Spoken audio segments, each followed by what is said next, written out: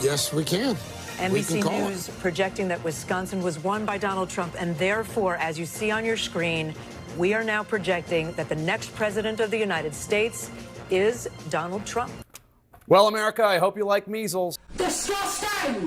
Hey, what's up, everybody? Hey, what's up, nobody? I don't know. Whatever, man. What's going on? Hey, Trump's the president. We're on that good timeline. Yup, I'm a show watcher. Anyway, I need you guys to do the things. I'm not going to say it. You know what I'm talking about. Do the things that every internet personality, YouTuber, content creator needs you to do. You know the things I need done. Please go do them. We're going to check out today what happens when whenever Biden appoints goofball crazy people to positions and what happens when Trump appoints people to positions. Okay, we're gonna the first thing we're gonna take a look at is um the first thing we're gonna look at is Biden appoints. Let's just do Biden appoints HHS. Let's see what happens. Okay,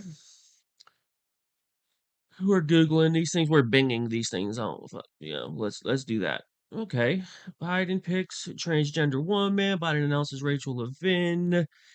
Levine, I don't know how to say it. Levine becomes the country's first transgender. Biden picks Xavier. Oh no, that's somebody else. Richard transgender picked by Biden, HHS. Biden appoints the Biden transgender to be HHS number 2.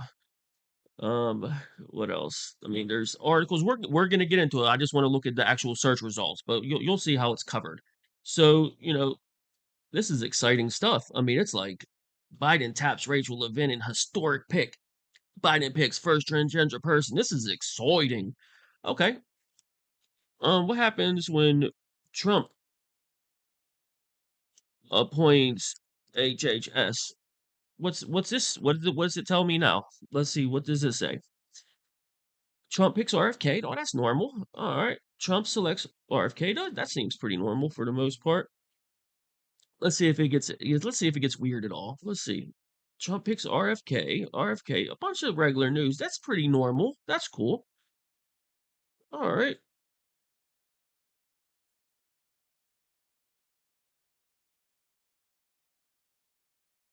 See, that's pretty good. Now let's put in RFK. HHS. Let's see what it says.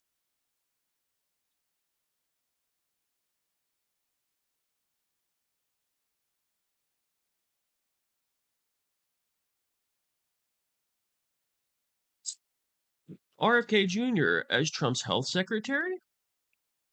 Drug stocks tumble after RFK gets his appointment. RFK nomination slammed by Mike Pence over abortion. Wait a second. That's weird. And then, hold on. Wait, is RFK anti-vax? Cheat sheet? Whoa, isn't historic? He's JFK's son. He's in the Kennedy family. Hold on. Mike Pence urges Senate to oppose RFK. Well, that seems weird. You know what? I better jump on YouTube and see, let's see. Okay, so Biden picks Levin. There's not too much news because it's old. They buried. Let's see. Trump picks RFK. This is important stuff. Let's see. News about RFK. News about RFK. Trump chooses RFK. That's cool. Why did he pick him? That don't make sense. With pick of RFK Jr., Trump threatens not just public health, but federal credibility on health. Donald Trump picks anti-vaccine conspiracy activist. He's an anti-vaccine conspiracy activist. Trump feels drunk on power with controversial cabinet picks. Doctor warns about RFK. Well, America, I hope you like measles.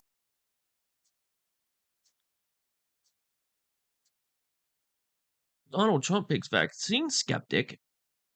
That's that's pretty crazy. That's a little bit different. It's like not historic. It's not like no one's excited about this. I thought we might be excited, about someone that's so passionate about it. Hey, maybe not. Let's see how they cover it. We're gonna get into the video. I was just curious. I wanted to take a look at that. We looked at that together for the first time. Um, I should have showed you my search history. If you looked at the search history, you would have saw that I really haven't searched that yet to see like the big difference. But I knew it was gonna be negative. I knew it would be negative. Let's get into some articles and see how that goes. But yeah, that's what we're checking out today. We're gonna check out RFK. Of course, I'm gonna make fun and do silly things. So stick around. Let's check it out. Do the things.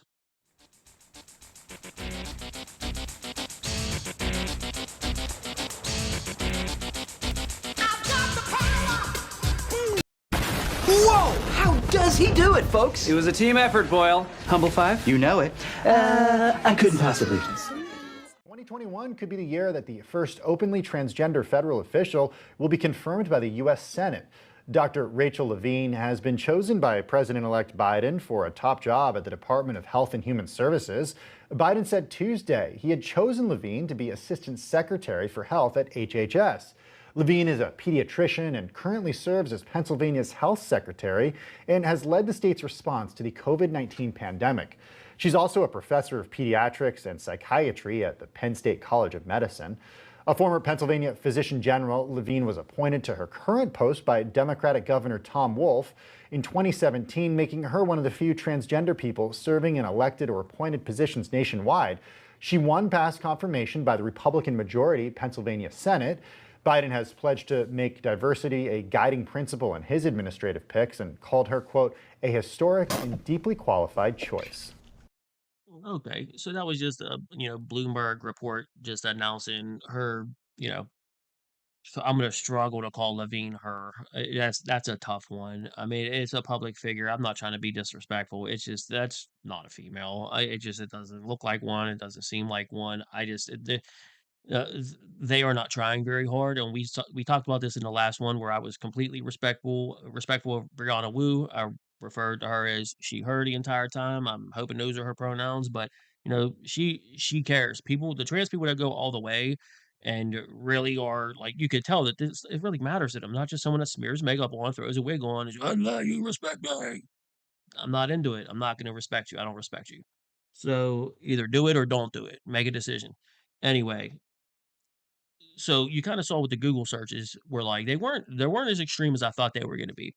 But whenever you get to the actual reporting of it, we're going to take a couple reports from a couple of different places and see how they're reporting RFK's appointment to HHS. So you can see how that's just the initial appointment. Now we're going to see, you know, whenever Levine was being confirmed with Rand Paul, and we're going to see what type of lunatic. So you would think someone who just wants, safe vaccines like RFK and is very, skeptical of big pharma, which of course we all are, all regular people are. RFK is speaking for us, period. With all the poisons and all the nonsense that they get away with, he's right over the target, and that's why they're attacking him the way that they are.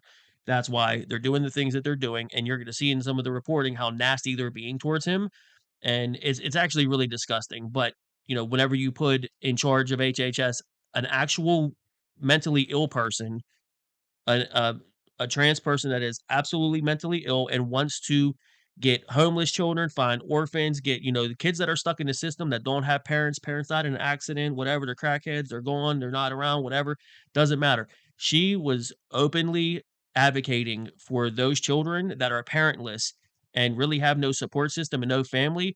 If they just even for a little bit try to act like they are trans or anything like that, she was pushing to have them go forward with these surgeries before they turned 18 whenever they were parentless. And it's really gross. And Rand Paul was calling Levine out on it whenever she was being confirmed. And then the media went after Rand Paul saying he was transphobic and disgusting. I mean, check it out, man. We'll see. It's really bad. But you would think the headlines would be transgender monster who chops genitals off of parentless orphans that don't have a family and are stuck in the government system anyway.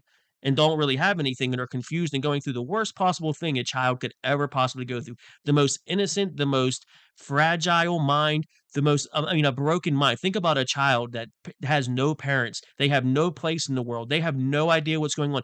Then you have this mentally ill goblin just saying, well, maybe things would be better if you were a girl, little Billy. Well, maybe that's why you're so upset and so confused. You know what? Let's go forward with the surgeries. I don't have to get authorization from anyone. Let me relax. You would think a person that was doing stuff like that, they would talk about it a little bit. That would be the headlines. Biden points very controversial, very, provocative. They keep saying all Trump's picks are provocative. All of Trump's picks are provocative, but Biden chose a transgendered, mentally ill person to head our health department who openly advocates for doing sex changes, genital mutilation on children that are orphans stuck in the government system that don't have parents to authorize anything. That but RFK is dangerous because he doesn't want, red 40 and yellow 40 in our food, byproducts of like the coal industry, you know. Anyway, let's check it out. American culture is now normalizing the idea that minors can be given hormones to prevent their biological development of their secondary sexual characteristics. Dr. Levine, you have supported both allowing minors to be given hormone blockers to prevent them from going through puberty, as well as surgical destruction of a minor's genitalia. Like surgical mutilation, hormonal interruption of puberty can permanently alter and prevent secondary sexual characteristics. The American College of Pediatricians reports that 80 to 95% of prepubertal children with gender dysphoria will experience resolution by late adolescence if not exposed to medical intervention and social affirmation. Dr. Levine, do you believe that minors are capable of making such a life-changing decision as changing one's sex?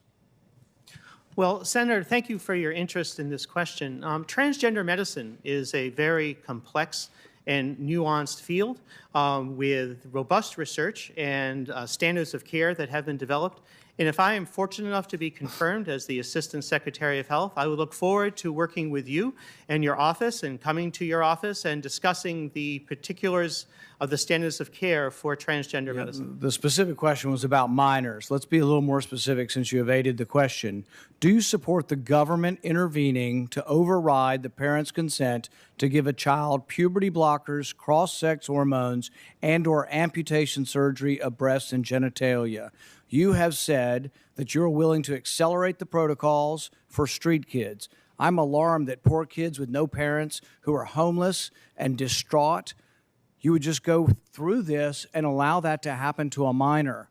I would hope that you would have compassion for Kira Bell, who's a 23-year-old girl who was confused with her identity. At 14, she read on the internet about something about transsexual. She thought, well, maybe that's what I am. She ended up getting these puberty blockers, cross-sex hormones. She had her breasts amputated. But here's what ultimately she says now.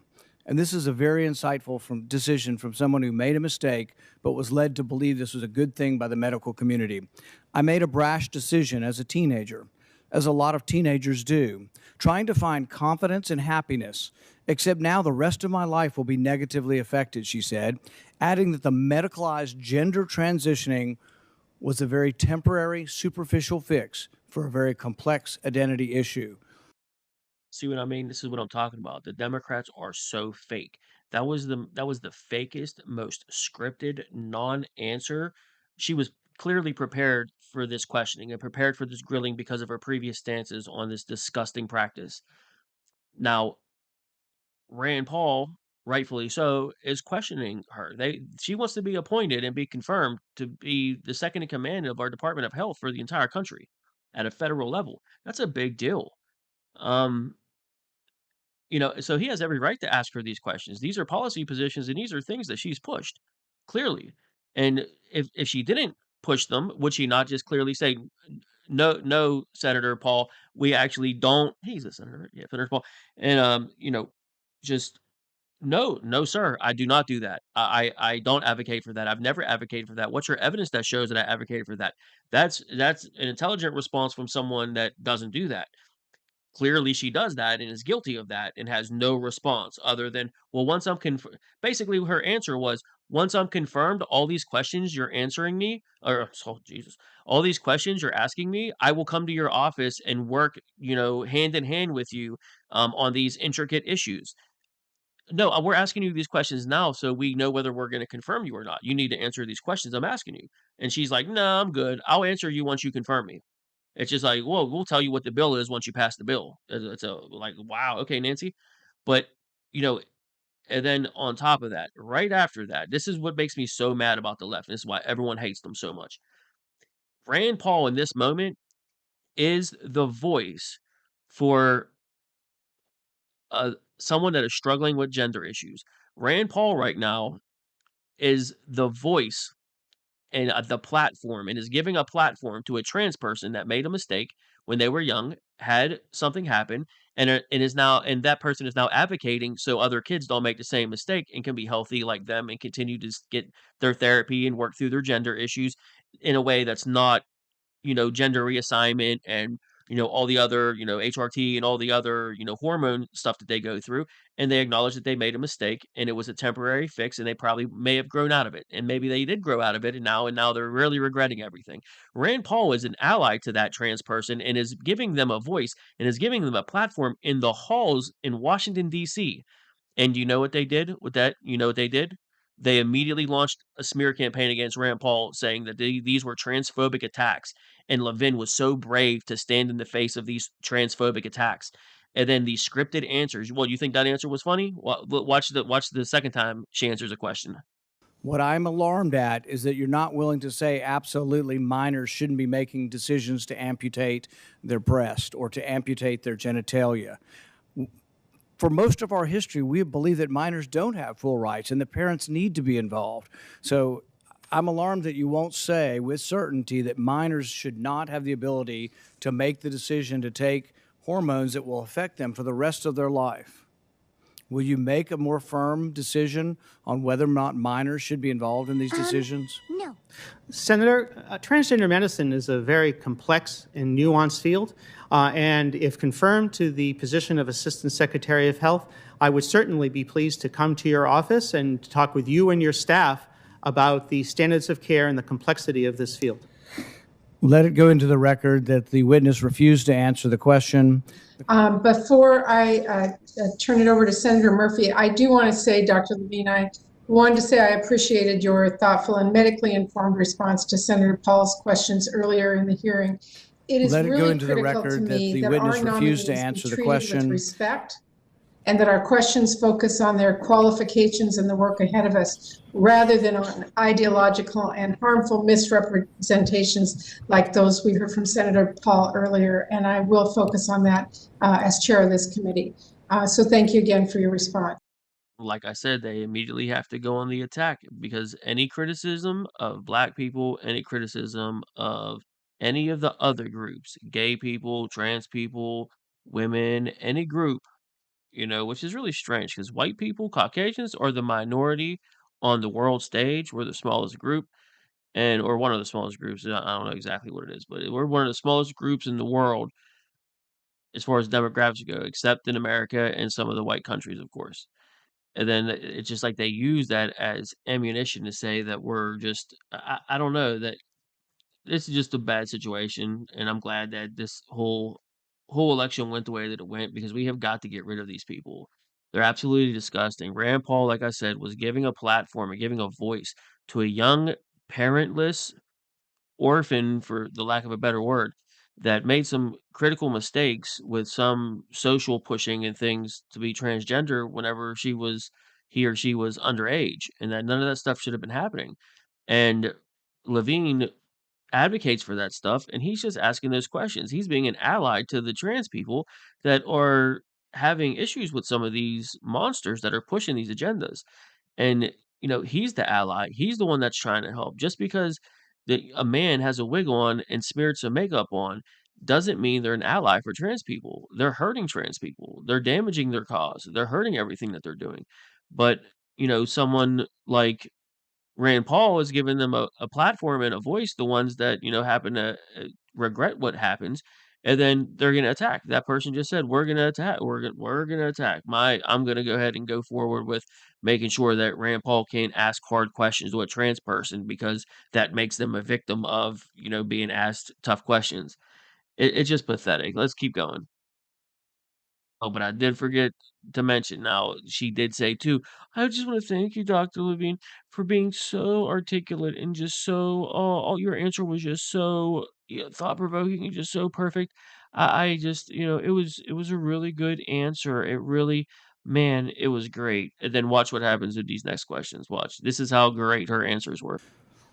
Dr. Levine, you have supported both allowing minors to be given hormone blockers to prevent them from going through puberty, as well as surgical destruction of a minor's genitalia. Like surgical mutilation, hormonal interruption of puberty can permanently alter and prevent secondary sexual characteristics. The American College of Pediatricians reports that 80 to 95% of prepubertal children with gender dysphoria will experience resolution by late adolescence if not exposed to medical intervention and social affirmation. Dr. Levine, do you believe that minors are capable of making such a life-changing decision as changing one's sex? Well, Senator, thank you for your interest in this question. Transgender medicine is a very complex and nuanced field. And if confirmed to the position of Assistant Secretary of Health, I would certainly be pleased to come to your office and talk with you and your staff about the standards of care and the complexity of this field. And your office and coming to your office and discussing the particulars of the standards of care for transgender medicine. So, it's the crazy people are the ones like the controversial, what was the word that they used? I forget the word that they used. It was provocative. What a provocative pick. Another provocative pick to pick RFK, who is a lifelong Democrat. He is a Kennedy. Kennedys are Democrats. A lifelong Democrat. That's provocative for Trump to pick uh, a Democrat who left the Democrat Party because of the way they treated him for being reasonable with Trump and being, or not just with Trump, but just being reasonable in general and going against their authoritarianism with the vaccines. And he's just asking genuine questions and trying to make sure that profit isn't getting in the way of, you know, the way that they put the stuff in the food. Profit is always the driver instead of human health, and he's very, very passionate about it. And for a dude's age, he's in really good shape compared to, Levin, Levine, whatever. I'm gonna keep saying it wrong, whatever. So Levine is the type of person that's doing all that stuff with fatherless orphans that, don't have a say. No one can speak up for those people. There's no family support to tell them, "Oh, well, why don't we wait? Why don't we wait a little bit before we start doing, puberty blockers and doing things that we can never take back and alter this person's life forever?" That's not provocative. That's not provocative at all. That's, a man in a dress that's like barely trying at all to be transgender. That person, I take that back because I don't know, Levin, if they've had like, bottom surgery or had, stuff like that done to where they have gone into extreme to try to make it happen. But like as far they're just not passing at all. So I do take that back. I don't know enough. And then I'll say it right back again if they haven't had any surgeries and they're just grew their hair out and say I'm a girl now. I just I don't really, if you're working on it, I respect it. Anyway, just stop talking about it. I'm so dumb. Um, anyway, now we're gonna take a look at some of the way that, RFK does interviews with and how he talks and kind of the way that it's gonna flip here. But I don't see how RFK is provocative, an ex-Democrat, one of them. They're calling one of their own that just recently left them because of the way that they act provocative and like not qualified and not, he shouldn't do it just because he questions the profit motives behind the big pharma, which is so obvious and every single regular American citizen screams that constantly and is really mad about it. And Levine is also one of those people that had a bunch of forceful authoritarian stuff with COVID that didn't make sense. And on top of that, not only did she have a bunch of very authoritarian stuff on COVID, but when it came to Levine, she got in trouble. She was under pressure and under some heat. I didn't really read the full article. I just kind of skimmed through because I remember hearing about it before. But I'll post the article in the description if you want to read it in case I'm wrong or something. But she was under fire a little bit because she removed her mother from a nursing home, I believe, because she's from Pennsylvania, so I believe it was in Pennsylvania. But during COVID, all the authoritarian stuff with COVID, but she removed her mother from a home so her mother wouldn't get COVID and die because she knew it wasn't safe for old people to be in retirement homes because of how dangerous it was with COVID. So, you know how it is. It just, but RFK is provocative. RFK is provocative, guys. The question is a very specific one. Should minors be making these momentous decisions? For most of the history of medicine, we wouldn't let you have a cut sewn up in the ER, but you're willing to let a minor take things that prevent their puberty, and you think they get that back? You give a woman testosterone enough that she grows a beard, you think she's going to go back looking like a woman when you stop the testosterone? You have permanently changed them. Infertility is another problem. None of these drugs have been approved for this. They're all being used off-label. I find it ironic that the left that went nuts over hydroxychloroquine being used possibly for COVID are not alarmed that these hormones are being used off-label. There's no long-term studies. We don't know what happens to them. We do know that there are dozens and dozens of people who've been through this who regret that this happened and a permanent change happened to them. And, if you've ever been around children, 14-year-olds can't make this decision. In the gender dysphoria clinic in England, 10% of the kids are between the ages of 3 and 10. We should be outraged that someone's talking to a 3-year-old about changing their sex. I can't vote for you if you can't. Thank you so much, Senator Paul. Senator Levine, thank you for answering the question. What do you mean? What do you mean? What do you mean? See, it's just like they're wild. Like, look, obviously the person that's with Rand Paul is on Levine's side and is on the Biden side, and see how partisan she is. Say, oh, thank you, Rand Paul. Thank you, Rand Paul, for the questions, and Dr. Levine for answering the questions. She didn't answer any questions. What are you talking about? No, no. Anyway, let's see what the former White House COVID response guy says about RFK coming into this position. So now you kind of see where they kind of gush about a transgender person taking over who's mentally ill and clearly has an issue with orphaned kids that are stuck in the system, trying to force this ridiculous agenda with them. And maybe I'm not saying she's a monster and she's trying to force go crazy with it, but she's open to it. She pushes it. She advocates for it. She thinks it's mental health. I might have one more interview real quick with her being really weird, and maybe I might show that real quick, and then we're gonna start looking into how they're covering RFK, and and we'll go from there. To the Trump transition. President-elect Donald Trump is expected to nominate Robert F. Kennedy to be the next Secretary of Health and Human Services. NBC4's Conan Nolan is in our newsroom now with more on this controversial choice. Conan. That's right. From the moment Robert F. Kennedy Jr. ended his campaign for president and then endorsed Donald Trump, it was clear he would have a direct role in a new administration if Mr. Trump won a second term in office. And now Mr. Kennedy, who has questioned vaccines in the past, has been nominated to lead America's health care. West LA's Robert F. Kennedy Jr., part of a family long considered Democratic Party royalty, now slated to serve the Republican presidency of Donald Trump, nominating him as Secretary of HHS. Mr. Trump making the announcement this afternoon on his Truth Social platform, saying Kennedy will make the nation healthier and that, quote, for too long, Americans have been crushed by the industrial food complex and drug companies who have engaged in deception, misinformation, and disinformation when it comes to the public health.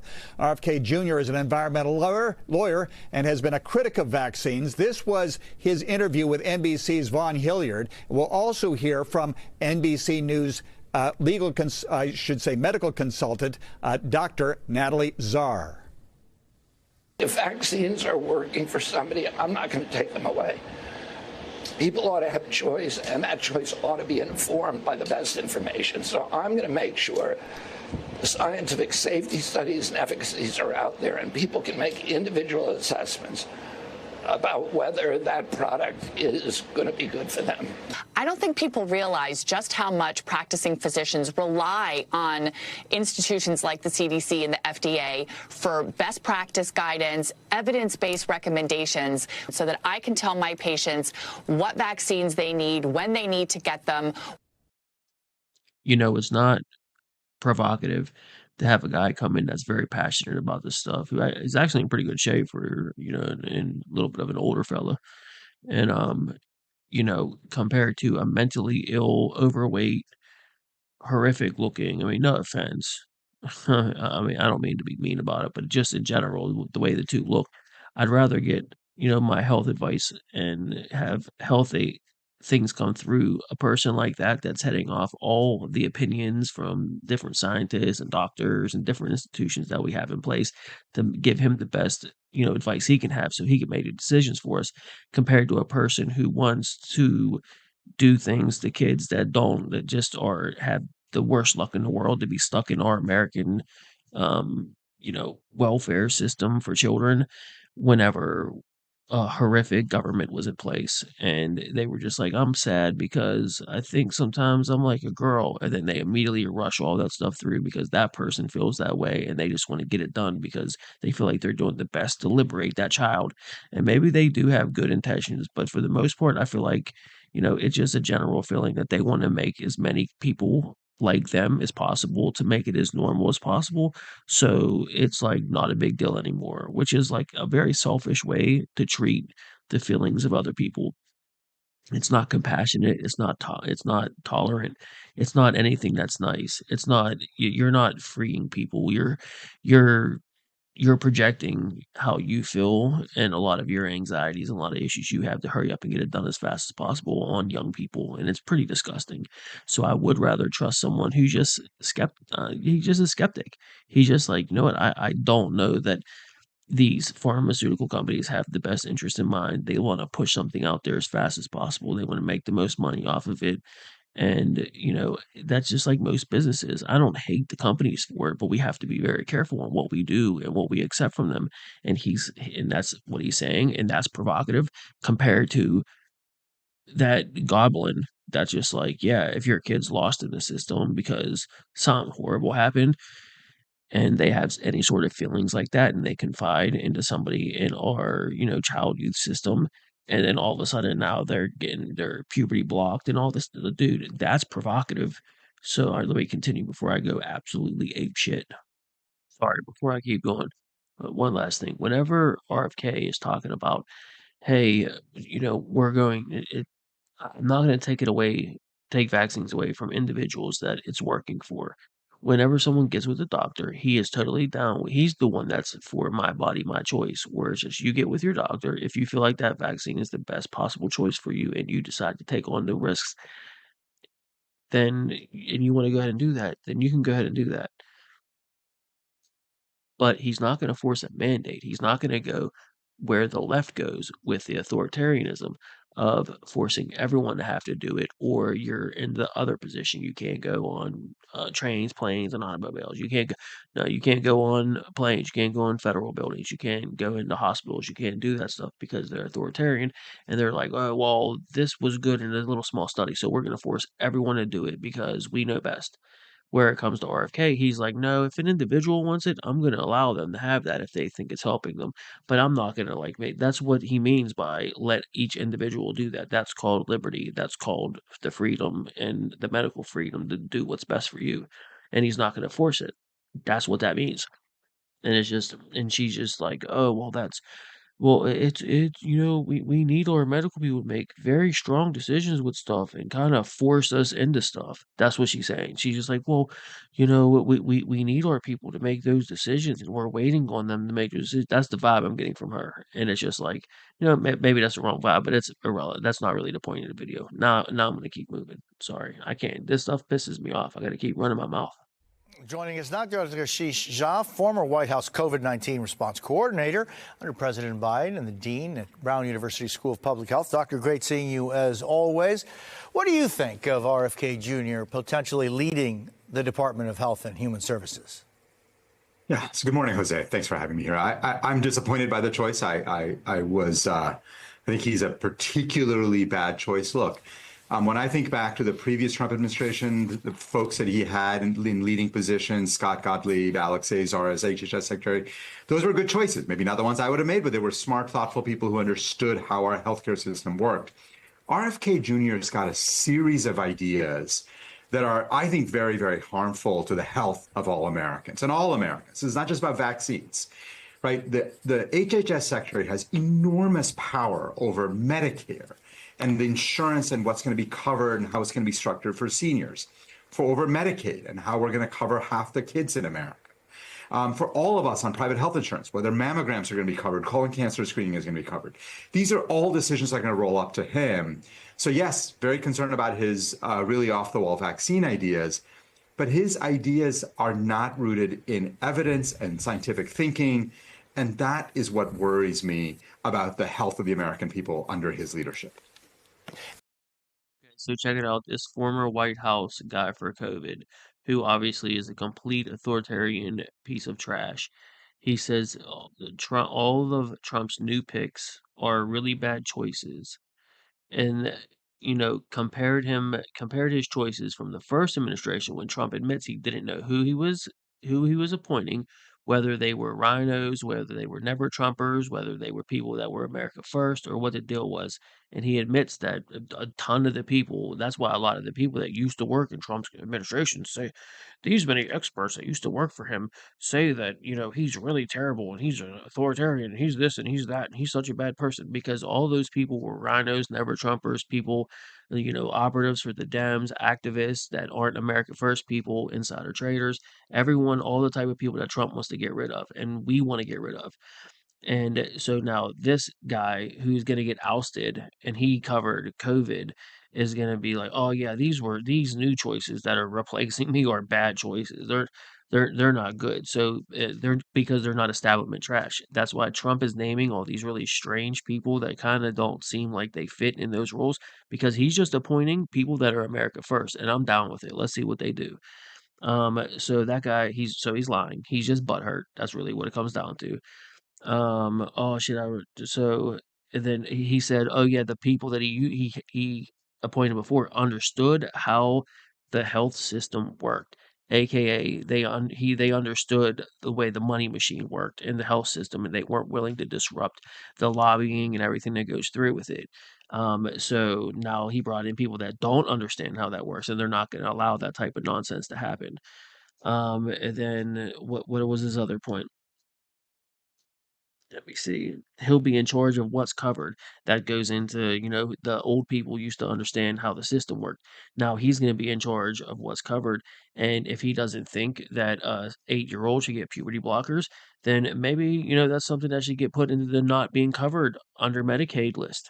If you got Medicaid and you're not going to pay for it yourself and the taxpayers are paying for it, and RFK wants to put something in place where things like puberty blockers and things like that aren't covered, that's what he's complaining about. He's saying he's gonna, it's so dangerous. He's gonna be in charge of, what's covered and what's not. He's talking about that stuff that he was just calling Levine out for, because that stuff might go away and it should go away. Okay, what was next? What was his other dumb thing? So this is a smart guy. This guy is a millionaire. I'm sure he gets paid well over six figures. Then he tried fear mongering you, saying, "Oh, he's going to be in charge of whether or not that his fear wasn't about like being able to get tons of vaccine money, just billions of dollars of vaccine money. He wasn't worried about that. And he's worried about what's going to be covered. Like they're not going to give you know cancer medicine to children. And then the other thing he mentioned was whether ma'am or breast cancer checks are going to be covered. They're not going to cover women's right. Trying to insinuate they're not going to cover women's rights and things like that. Checks for cancer for women. Are you on? Are you on crack? He's out. Yeah, RFK is going to block. RFK is going to block. Women's health covers things like mammograms and things like that. That's just absolutely ridiculous. And then he pivots, "Oh, I'm worried about what he's gonna allow to cover. He might not, about, like, mammograms, things like that. It's gonna all those decisions are gonna roll up to him. So, yeah, I'm really worried about his vaccine positions." What the hell kinda segue was that? What? What? What and his vaccine ideas, and he's really worried about that. After everything he mentioned, he said so. Basically, the culmination of all the words he said before that was so he's really worried about his vaccine positions, which is if the vaccines work for you, you can have them. But he's going to be very strict with the companies, which this guy clearly works for, it is endorsed with, and is probably lobbies with, and is lobbied from. Then that means they're gonna make less money. So, of course, he's saying this stuff. I mean, you look, I'm just a regular person. This is, like, my 3rd week doing this. Uh, this is just so obvious, and then they wonder, "Why did we lose?" We lost because voters like me are dumb." That's why they lost. But it's just, like, these things are so obvious. Anyway, let me try to keep it moving. So Kennedy's not just against all vaccines, he's just against the ones that currently exist. Kennedy's dangerous health claims go way beyond vaccines. Since 1945, local governments have added fluoride to U.S. drinking water in order to stop tooth decay, especially in young children. It's considered one of this country's greatest public health achievements. But Kennedy has repeatedly expressed skepticism about putting fluoride in the water and indicated he might encourage local municipalities to do away with their water fluoridation programs. On January 2025, we're 3 months away here. What would you actually do in your position inside of the White House? I think fluoride is on its way out. I think the faster that it goes out, the better. I'm not going to compel anybody to take it out, but I'm going to advise the water districts about their legal liability, their legal obligation to their service zones. Just to be clear, there are real consequences to removing fluoride from the water. Stat News reports that the city of Juneau, Alaska, removed fluoride from drinking water in 2007. Research showed that dental procedures related to cavities increased after Juneau got rid of that fluoride, particularly among children in socioeconomically disadvantaged families. I would go as far as to say that community water fluoridation is probably our best health equity-oriented public health intervention that we have, said Jennifer Meyer, a nurse and professor of health sciences at the University of Alaska Anchorage, who led that study. RFK Jr. has also promoted fake cures for COVID, like ivermectin and hydroxychloroquine, cures that have caused severe injury and death.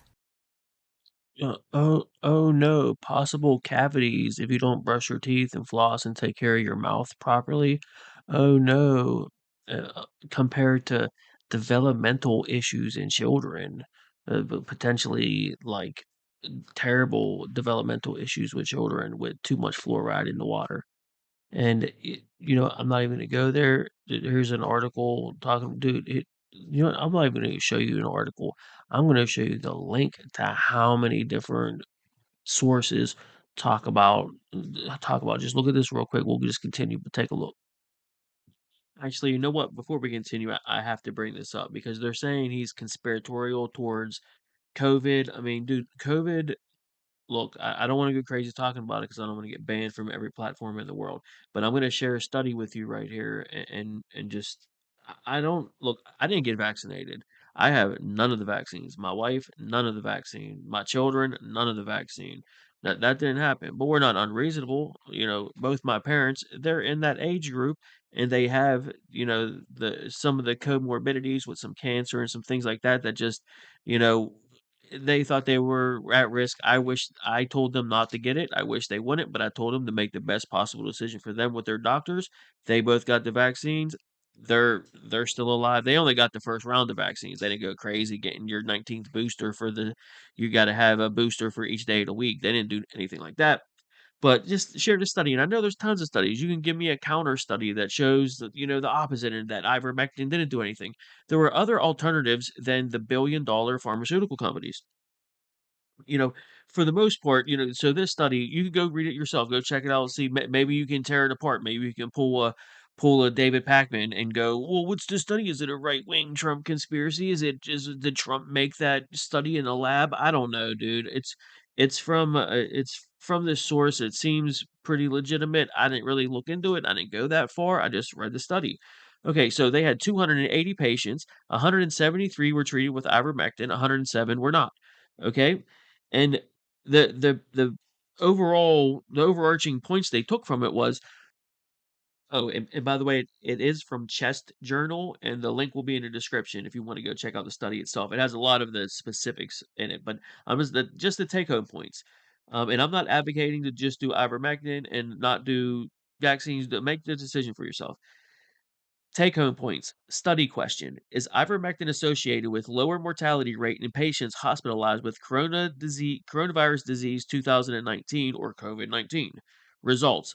A retrospective cohort study of consecutive patients hospitalized with confirmed severe acute respiratory syndrome coronavirus 2 infection at a 4-hospital consortium in South Florida. Analysis showed statistically significant lower mortality rates in the group treated with ivermectin as compared with the group treated with usual care, 15% versus 25.2%. Interpretation. Ivermectin was associated with lower mortality during treatment of COVID-19 patients, especially in patients who required higher inspired oxygen or ventilatory support. Now, you know, like I said, look, I didn't get the vaccines. No one in my family, my wife didn't get the vaccine. We don't have the comorbidities that go along with that kind of stuff. Someone like my parents, they got it. They have some stuff. They got cancer. They have some things that are going on that they thought maybe was the best choice. I still think it was the wrong choice for them, even with those comorbidities, because I just think, but they're saying he's a monster for bringing this stuff. He's a monster for questioning it. And, because he doesn't know the system. He doesn't know the way the healthcare system works. And exactly. He's not going to fall in line with just making money. And they bragged that it was the fastest. It was the fastest, you know, medicine, fastest type of experimental thing they ever came up with in history. And it's a shame that so many people did it. And the authoritarian people came and the Democrats came and said, you have to have it done. If you don't get your shot, you can't have bread and eggs. If you don't get your shot, you can't go visit a nanner in a hospital. You can't go visit fucking your abuela. You can't go do none of that stuff because you didn't get the shot. And it's just authoritarian in nature when you have studies like this after the fact and you have people like RFK that are screaming from the hilltops, hey, wait a second, are you sure? Are you sure about that? Are you sure this is the best way to do this? Are you sure there's not other things that are on the market that are safe that we can use cross-label? You already saw, stuff with Rand Paul, not with, with Rand Paul talking about, the stuff with Levine, with, them using, I don't know if I even included that in it, but, during that whole, part with Rand Paul drilling her in that, that didn't sound right, drilling her in those confirmations, for the most part, they're using off-label drugs for, I don't want to say specifically, oh, medical castrations and be wrong or something like that, but they're using it for, certain trans health and physical health for trans people and for, the kids that are going through that. But, you talk about ivermectin using that off label to treat COVID and it works and studies show that it works. Well, you're a monster and you're going to destabilize what reality is. So RFK's fixations are by and large somewhat fringe and conspiratorial, but they also share an important feature. Whether it is spreading measles in Samoa or taking fluoride out of the water or ending COVID vaccine requirements, they all reveal a distinct disinterest in the public part of public health. People like Robert F. Kennedy Jr. prioritize the individual choices of eccentric ideologues, many of them wealthy elites, over the health of society at large. And the people who end up suffering are disproportionately the poor, the weak, and the marginalized. That is what is at stake with this appointment. Turn now to Michelle Goldberg, the opinion columnist at the New York Times. Michelle, thank you for being here. You had firsthand field experience covering the RFK Jr. Campaign for president. I want to remind everybody of this very useful assessment you made of those who supported RFK and indeed what his candidacy was about. What brought all the supporters together was a peculiar combination of cynicism and credulity. The people I encountered believe that they are living under a deeply sinister regime that lies to them about almost everything that matters. And they believe that with the Kennedy campaign, we might be on the cusp of redemption. How complicating is it for our democracy to have someone like Robert F. Kennedy installed at a health agency with so much influence, to have someone who has spread misinformation and disinformation actually now in the government itself? I mean, profoundly, both in terms of, sort of actual health outcomes, but also in terms of this broader destabilization of any common sense of what reality is. What did they just say? Hey, you know what? Check this out. Look, I just had my first mean comment come to the channel. I've been really surprised there hasn't been more before this. And I know that like my voice, look, where I'm from, I come from, a suburb. Technically, you can call it a suburb. That's about, 6 miles outside the city limits of a downtown blue metropolis. Okay. Now, this first mean comment came insulting my intelligence, and I just, the thing that makes me laugh about it is, those are the people that would have just heard that last sentence, those last couple sentences from these two female anchors or whatever they were, whatever you want to call them, and you know, I come on here every day and I just speak off the cuff. I don't, write things down. I don't script anything. I'm just having a conversation with people, and this is just how I am. This is an everyday man channel. This is supposed to be about regular Americans and how regular Americans are, and how we speak, what we talk like, how we joke with each other, how we joke about ourselves, how we self-deprecate ourselves. But this is the one of the first times I ever wrote something down. I'm gonna that she just said. And to remind you, this was in response to this lunatic asking the guest, how complicating is it for our democracy to have someone that gives so much disinformation and misinformation to the public to be a part of the government? How is RFK joining the government complicating for our democracy?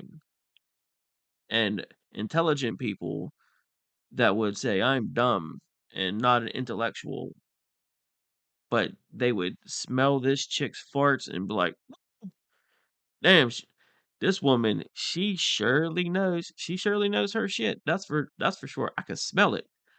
Quote, I mean, profoundly, both in terms of, actual health outcomes, but also in terms of this broader destabilization of any common sense of what reality is. What the fuck does that mean? That was Oh, this is the part where I'm dumb. I get it now. I'm dumb because that doesn't make sense. Those words together in response to that question sounded ridiculous. Sounded R slur to me. And to be honest with you, if that makes me dumb, then you know what? I accept it. I'm dumb. I'm not intelligent. I'm not one of the ones. But you know what? Let's take a little bath. Let's get the cringe off of these absolute goons, these goobers, these gremlins. Let's get away from these miserable, horrible, most likely single women. No offense to single ladies. Let's go to an interview with Bill Maher. Let's finish this up. Let's end this video with RFK and Bill Maher. And RFK saying just normal basic things because he's just like he's making sense. He makes sense, but he's confusing and complicating democracy. He's complicating democracy, you know, just profoundly in terms of his destabilization of the common sense of what reality is. He's breaking listen, RFK joining the government is breaking down the fibers of reality. This is like a Marvel timeline. He's ripped EVA is going to show up and rip through and take RFK. They're going to be like, RFK, you're coming with us. Breaking reality. But your vice presidential pick wants to recall the Moderna vaccine. That's the one I got. She's not going to. What, do you agree with that? Recall it. I think I think those vaccines we need to have, again, true double-blind placebo-controlled trials on that. There's 25% of Americans who believe that they know somebody who was killed by a COVID vaccine. Killed? Killed. 25% of Americans, 52% of Americans believe that the vaccines are causing injuries, including death. 52%. Oh, if you look at the clinical trial studies, the actual studies that were done that were released of the Pfizer vaccine, Moderna has not released it. If you look at the Pfizer vaccine, there were 22,000 people in the placebo group, 22,000 people who got the actual vaccine. And the people who got the vaccine had a 23% higher death rate from all causes at the end of that study. But that could not be the disease itself? No, well, because we know that if it is, then the vaccine doesn't work, does it? Well, it's only. Well, no, that's not. I agree with that too. I believe that people want a vaccine, that they should be able to get it. I'm not anti-vaccine. What I say is that. Well, people think you are. Well, I know, but that's because I'm called that because it's a way of silencing me. But I have said for 17 years, I'm not anti-vaccine. I just want good science. I want people should be able to make informed choices. I am against vaccine mandates. Why can't? All right, let me try to button this one up so I can move on to some new stuff. I got some more stuff cooking for you guys. Hopefully you liked it. I need you guys to do the things. And I just wanted to demonstrate, the way that they cover this. And whenever the media is bought and paid for in the manner that they are, it's crazy.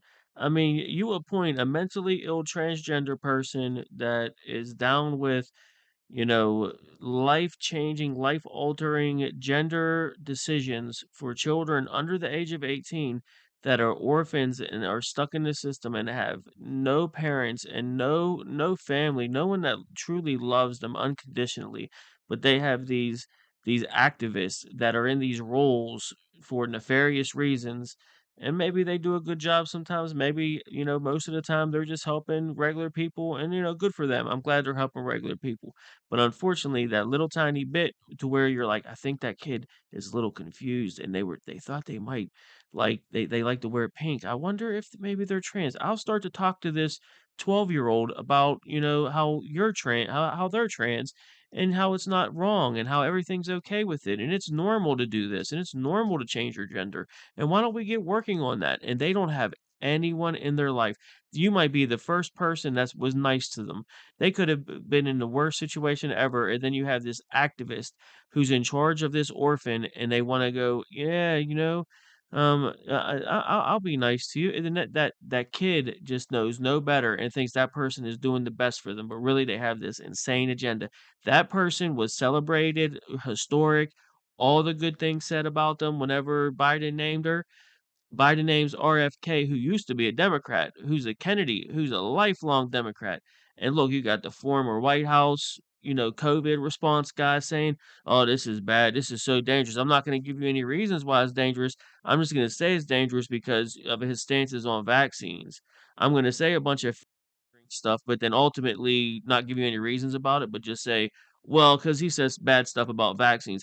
And we made billions of dollars off those vaccines. We can't have him coming in here and saying vaccines aren't great because we make billions of money off it. He doesn't get the way the healthcare system works. The healthcare system works like we make money and that's it. And he's going to come in here and actually pick and choose what should maybe go on the market. And he's going to actually look at the things you're pushing, why you're pushing them. Is it tons of profit or is it actually good to help the American people? He wants to get rid of, the dyes that are in our food, the food dyes, the chemicals, all that stuff, all the terrible things that they put in. Dude, you go, he talks about the cereal. Cereal, Fruit Loops in the United States has like 80 ingredients in it. Fruit Loops in Canada got 3 ingredients. Don't quote me on that. I'm being hyperbolic. But like he legit talks about that. Here's an article with him talking about that kind of stuff, just to see how normal RFK is and how he's reasonable. He's like he has a stance that most of us regular people have. I'm skeptical of that vaccine you came up with faster than any vaccines ever come up with. And there's a lot of weird, you know, things that go along with it. I don't want to get fact checked into oblivion, but we all know nothing that wasn't just like a normal situation. And then he's crazy and controversial, and it's provocative, but the Democrats and Biden and Levine, those picks, that stuff's not provocative. In fact, just because you're bringing up the provocative things that Levine did, you're actually an ism. You're actually an ist. You're actually a transphobic piece of trash for questioning this person who did horrific things to children and orphans, and it's controversial and bad, and you're a bad person. You're canceled. Also, RFK dude, it's clown world. It's the woke mind virus. We have to reject it. I got more stuff coming down the pipe. I'm going to end with this. I'm going to put you guys on to somebody, okay? The link will be in the description. All the things you saw in this video, check the description. Everything will be down there linked. Man, I forgot about my guy. I subscribed to this guy so long ago. I love his stuff so much. He does tie in some Alan Watts quotes and things like that. It's not always going to be Alan Watts. It's his cartoons. It's the way it's just check this out. It's one of my favorite things. Link will be in the description. You're going to see some of this popping up in the videos in the future. I really enjoy this guy. You're going to realize it one day. That happiness was never about your job or your degree or being in a relationship. Happiness was never about following in the footsteps of all of those who came before you. It was never about being like the others. One day you're going to see it, that happiness was always about the discovery, the hope, the listening to your heart, and following it wherever it chose to go. Happiness was always about being kinder to yourself.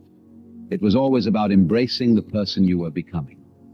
One day you will understand that happiness was always about learning how to live with yourself, that your happiness was never in the hands of others. One day you will realize that true happiness comes from within, and no external factors can define it. It was always about you. It was always about you.